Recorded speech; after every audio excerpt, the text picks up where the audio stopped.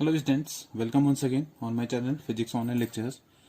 Now today I am just going to discuss the phase transition. This is the new lecture series. So before discussing this, we must have prior information about the phase. As you are aware of the fact that water consists, you can just say, three phases. What are the three phases? As you are all know that three phases, meaning to say that in this sense there are solid, liquid and gases. These are the three phases: solid, liquid and gases. So water has three phases. Now you can just see that a region within which all properties are uniform consists of distinct phases. So there is a particular region where you can just say properties are uniform and it may consist distinct phases. For example, now for solid, this is ice, liquid, water, and gaseous, it is the vapor form is gaseous, are separate phases of the same substance, water, H2O. The chemical formula is water is H2O.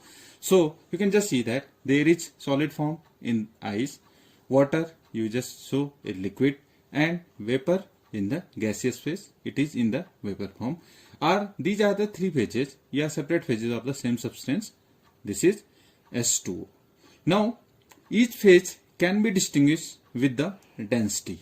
How we can distinguish between solid, liquid or gaseous? These are only this density rho of the constituents is the parameter by which each phase can be distinguished. So this is the density matters here. Now as you can just look in this figure, it is visible to you.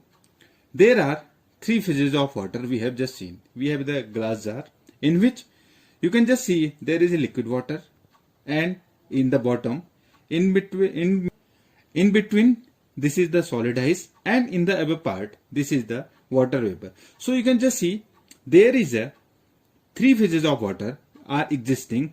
This is ice, water and water vapors coexist in the three phases here. So you can just see here we have the glass with solid ice, liquid water and gaseous vapor coexist in the three phases. So there are the three phases. Now another example, you just take here, just look into the diagram. So for another example, you can just take a vessel, and in the vessel we have immiscible oil and water. Contains only liquid, both are the liquid ones. Either you just take oil, it is also in the liquid form, water, it is also in the liquid, but when you just see, water doesn't get mixed into the liquid. This oil doesn't get mixed into the liquid. We have now, in this case, we have now two distinct phases in this case, as density of oil and water are different here. So you are aware of the fact that there is the formation of the two phases. One is because of the immiscible oil and water, both are the liquid, but there are two distinct phases. Now their density of oil and water are the different one. There is the formation of the, again just see into this figure, oil and water forms two distinct phases here. Now what is the parameter that characterizes a phase transition? So you can just see that distinguish characteristics of a phase transition is an abrupt sudden change in one or more physical properties. So actually होता क्या है, actually जब phase transition की बात करते हैं तो distinguish उनको अलग करने वाला पैरामीटर वो क्या हो, there should be abrupt sudden change in one or more physical, उसकी physical जो properties होंगी उनमें क्या होगा, there should be an abrupt sudden change, and in particular what is the change, the heat capacity with a small change in the thermodynamic variable such as the temperature. So actually क्या होगा, either heat capacity may be changed with a thermodynamical, and with the effect that temperature is also going to be, there should be also be the sum of the change there. So it is clear to you. Now for this lecture is generally the basic idea of the phase transition. I will discuss in more details in the upcoming lectures. So some of the examples I am just giving you. What are the phase transitions actually? Phase transition होते क्या है? You can just see here the transition between the solid, liquid and gaseous phases. Solid means the boiling, melting, and this sublimation. These are the transitions of water phase, solid, liquid, and gaseous phases. Meaning, so boiling, melting, and sublimation. These are the again the phase transition factors. Now you can just have another example, the transition between the ferromagnetic and paramagnetic phases of magnetic materials at the Curie point. This is also the phase transition. It is also one of the phase transition. Means there is a transition ferromagnetic से convert किसमें हो रहा है ferromagnetic paramagnetic. So there is the this is also the magnetic materials, but ferromagnetic is different characteristics and paramagnetic is different type of the characteristics of the magnetic material. So there is the transition between the ferromagnetic and the paramagnetic phases of the magnetic material where at this Curie point. Now you can just see the emergence of superconductivity in certain metals when cooled below a critical low temperature.